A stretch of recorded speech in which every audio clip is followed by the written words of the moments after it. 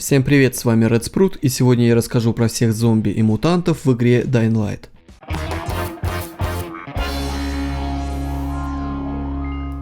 В игре достаточно много видов всякой нечисти. Ранее это были обычные люди, но из-за вспышки неизвестного вируса большая часть жителей города мутировала в различных тварей. Позже этот вирус назвали Харанским, в честь города, в котором происходят события игры. Начнем перечисление с Кусак. Кусаки — это самый многочисленный вид врагов в игре. По сути, это классические зомби. Они просто наводнили все улицы. Кусаки очень медлительные как в скорости передвижения, так и в скорости атаки. Да и что там скрывать, умом они тоже не блещут, зато очень смелые. Порой с ними даже не нужно драться. Они без проблем могут нырнуть головой вниз с многоэтажки, зайти в лужу горящего топлива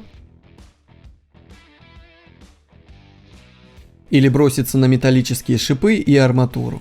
В общем, веселые ребята.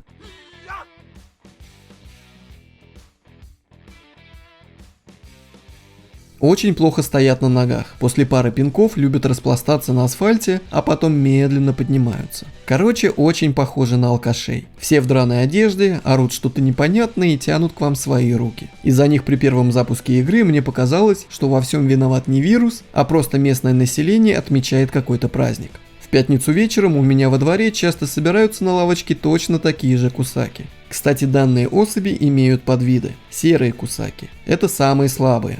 Часто без одной руки, из-за чего не могут схватить главного персонажа. На них мало одежды. Могут быть как женского, так и мужского пола. Чем выше уровень игрока, тем они реже появляются. Как только игрок набрал с десяток уровней, они исчезают полностью. Так как они наносят меньше урона, медлительнее и сами по себе имеют наименьшее количество здоровья, то и опыта за них дают меньше, всего около 50 очков. Далее идет уже более крепкий вид. Такие зомби иногда могут быть вооружены оружием ближнего боя. Почти всегда имеют обе руки, поэтому могут как хватать персонажа, так и бить размашистыми ударами. Начиная с этого подвида могут быть горящими и токсичными. Горящие постоянно объяты огнем, который им не наносит урона. А вот если такой зомби доберется до игрока, то могут слегка подпалить. Токсичные выглядят как будто не мылись пару лет. Они объяты зеленоватым облаком. Приближаясь к игроку вплотную, наносит дополнительный урон этими парами. За победу над вторым видом кусак начисляется более 125 очков опыта. Третий подвид еще сильнее и мало отличается визуально от второго, но за него дают уже 200 очков опыта. Ну и четвертый подвид — это крупные мужики в промышленной униформе или женщины, но визуально они не отличаются от третьего и второго подвида. Они заметно выносливее и сильнее своих родственников. За победу над ними игрок получает 400 очков опыта. Визуально такие зомби могут сильно отличаться, так как их гардероб очень разнообразен. Они могут носить костюмы, куртки, платья, халаты, комбинезоны и даже полицейскую форму. Объединяет их лишь одно: все они втайне поклоняются Вин Дизелю, так как все кусаки поголовно лысые. Напомню, что все кусаки являются одними из самых слабых противников. Если вы встретились с кусакой 1 на 1, то победить его не составит проблем. Но такое случается нечасто, и в основном на крышах зданий. По земле же они ходят толпами, и вот толпой уже могут представлять опасность. Но их легко обмануть, к примеру, закинув взрыв-пакеты в огонь. Также, используя навыки двуручного оружия, их можно разбрасывать буквально пачками. Ночью кусаки становятся чуть активнее и порой могут мутировать в ночных ходоков. Ходаки умеют бегать и лазать по стенам. Обычные кусаки могут залезть только на что-то невысокое. Если вы заберетесь хотя бы на крышу фургона, то бедолагам вас уже не достать. Они окружат авто и будут жалостливо протягивать в вашу сторону руки и что-то бухтеть на своем тарабарском. Не пытайтесь очистить улицы от кусак, это невозможно. Как только вы отойдете подальше от зачищенной от кусак территории, а потом вернетесь обратно, то зомби вновь появятся. Далее поговорим про зомби с баллонами. Это по сути обычные кусаки, но с сюрпризом за спиной. По всей видимости, ранее эти люди боролись с распространением вируса. Защитный костюм должен был избавить от контакта с окружающей средой. Но костюмы оказались недостаточно прочными, и инфицированные их легко прокусывали. Из-за костюма таких зомби сложнее убить, но с другой стороны маска мешает им вас укусить. Поэтому они атакуют в основном только руками. Пожалуй, это самые потешные инфицированные мутанты. По сути, это помесь Кусаки и Карлсона.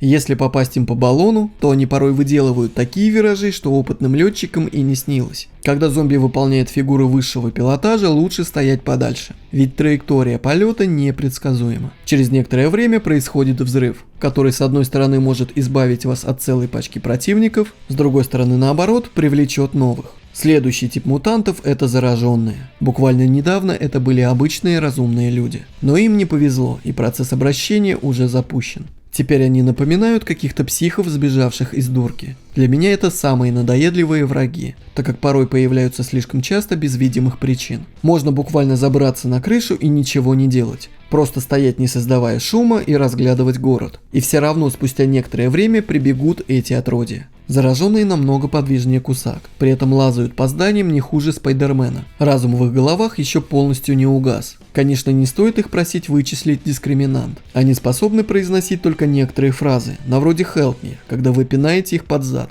Тем самым они пытаются вас разжалобить. Как только вы перестанете атаковать, они сразу нападут. Зараженные очень настойчивы и будут бежать за вами через всю карту, не отставая. Даже на спринте от них оторваться крайне тяжело.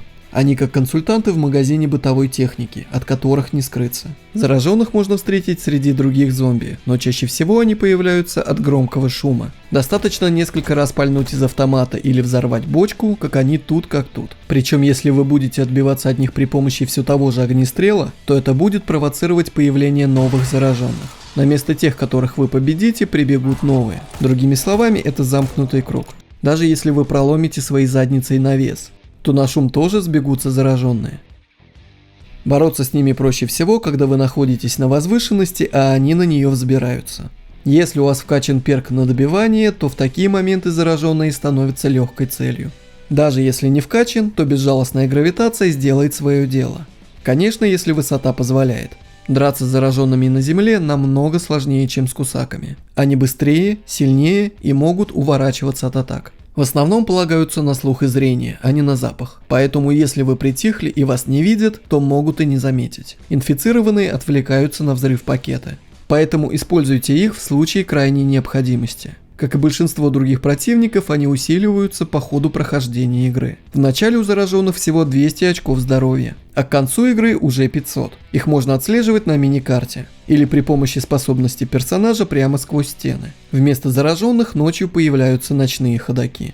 Теперь переходим к зомби, которые медленные как черепахи. Тупые, неповоротливые, но со здоровенным дрыном в руках. Эти зомби называются громилами. Крепыши ростом больше 2,5 метров. И размахивают куском арматуры или молотом. Одеты обычно в форму пожарного или рабочего. Громила не очень аккуратен в своих атаках и может заодно накостылять кусаком. Атаки монстра очень болезненны и легко могут сбить с ног игрока. Есть, кстати, версия с запущенной мутацией. Такие особи особенно уродливы и агрессивны. Бывают, кстати, и зараженные.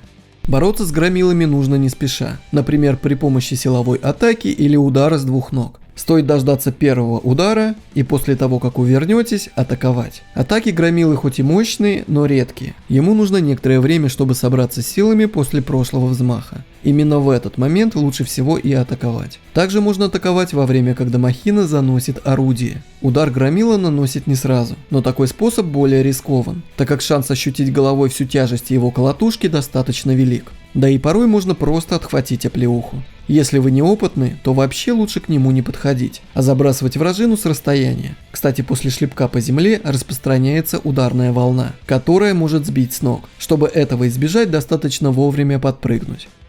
Вот и пришла очередь жабы. Жаба ведет себя как крыса. Это отвратительный мутант, который наносит урон путем харкания в вас какой-то зеленой непотребной слизью. При этом верблюд стоит далеко, на каком-нибудь грузовике или на крыше, чтобы его не достали. Причем не обязательно, чтобы эти сопли точно попали прямо в вас. Они наносят урон, даже если окажутся рядом. Выглядит мутант мерзко. Он буквально раздут из-за запасов слизи. Есть и трехзарядный подвид, который вместо одного плевка делает 3 за раз. Жаба чаще всего стоит на месте и не передвигается, но может перепрыгнуть с одной возвышенности на другую. Тварь очень зоркая и плюется с дальней дистанции. А если вы к нему приближаетесь, то ускоряет темп своих плевков. По запасу здоровья явно не богатырь и падает после пары плюх. С ним легко справиться и с расстояния, но лучше использовать что-то бесшумное, чтобы не привлечь других зомби. Еще один подлый вид зомби – это бомбардиры, переевшие гороха мутанты. Их тактика проста – втихаря подобраться к вам поближе и взорваться. Перед взрывом они подают сигнал, и у вас остается около секунды для того, чтобы разорвать дистанцию. Взрыв наносит море урона, причем всему, что находится рядом с врагом. Порой это можно использовать себе во благо, заманив ходячую бомбу в толпу зомби. К сожалению, на шум взрыва прибегут и другие зараженные. Как и следовало ожидать, бомбардиры имеют крайне низкий уровень здоровья. Лопаются они от малейшего урона, причем целятся лучше всего в живот. К сожалению, харанский вирус не жалеет никого. Ни мужчин, ни женщин, ни детей. Крикуны как раз очень похожи на последних. Это достаточно редкий вид зомби.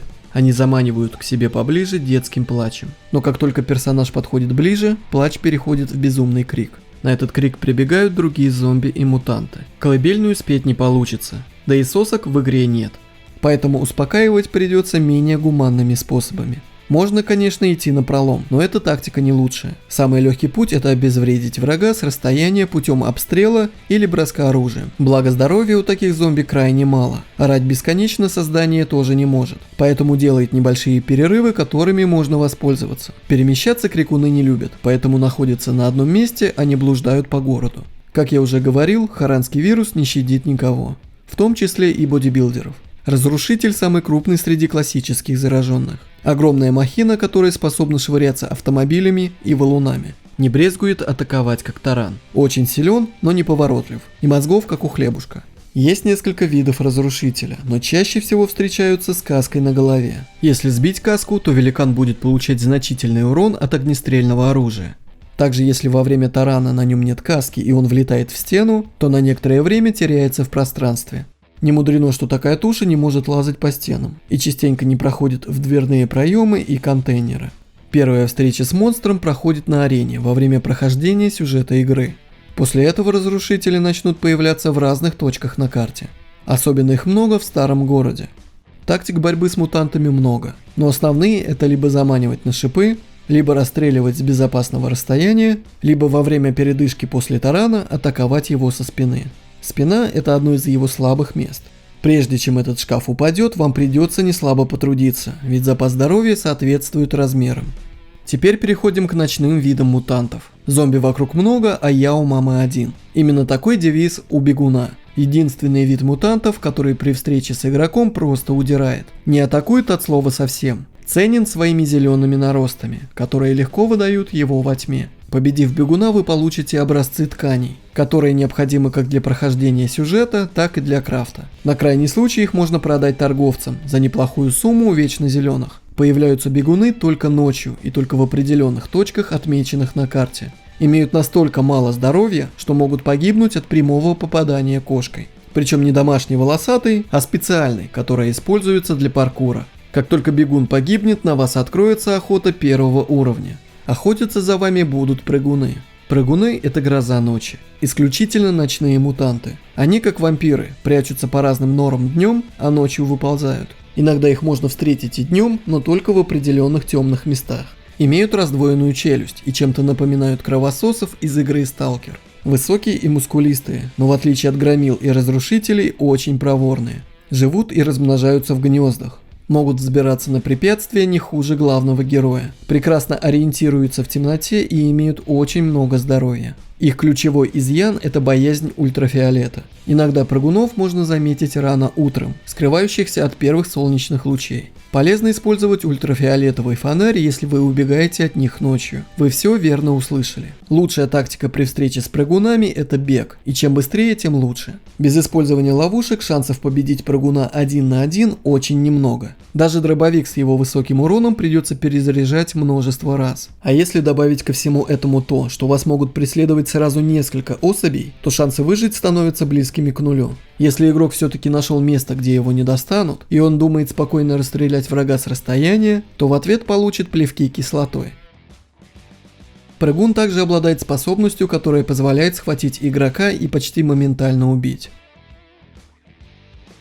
Мало того, у прыгунов есть еще более опасный подвид. Это синие прыгуны. Называются они так не из-за употребления горячительных напитков, а из-за синеватых наростов, которые дополнительно защищают мутанта. Такие прыгуны имеют вдвое больший запас здоровья, меньше боятся ультрафиолета и способны распознать игрока, даже когда он замаскирован под зомби. Теперь дам несколько советов, если вы все-таки решите с ними повоевать. Прыгунов можно скинуть с высоты, как и зараженных, и при этом они получат ощутимый урон. Для борьбы можно использовать бомбы. На одного прыгуна должно хватить несколько штук. Как и все враги, они не умеют плавать. Поэтому если у вас получится столкнуть их в воду, то это победа. То же самое можно сказать и про шипы, так как от шипов они погибают моментально, как и обычные кусаки. Теперь пара слов про элитный вид мутантов, а конкретнее про ночного охотника. К сюжетной части игры мутант почти не относится. За ночного охотника можно сыграть в режиме «Я зомби» против других игроков. Это своего рода прыгун, но с уникальными способностями, и он тоже боится ультрафиолета. В дополнении The Following были добавлены уникальные мутанты. Они получили название «Уроды». Их мутации были вызваны армейским химическим оружием. Чаще всего это увеличенные в размерах и мощи классические мутанты, но раскиданные по разным частям пригорода. К ним относятся Адская жаба, Левиафан, Давид и Голиаф, Плакальщик и Тор. Если вам интересно узнать про них более подробно, то пишите об этом в комментариях, и я выпущу отдельное видео. На этом у меня все. Если вам понравилось это видео, то ставьте лайки и подписывайтесь, тогда я продолжу выпускать ролики по этой замечательной игре. С вами был Red Sprout, всем удачи, всем пока.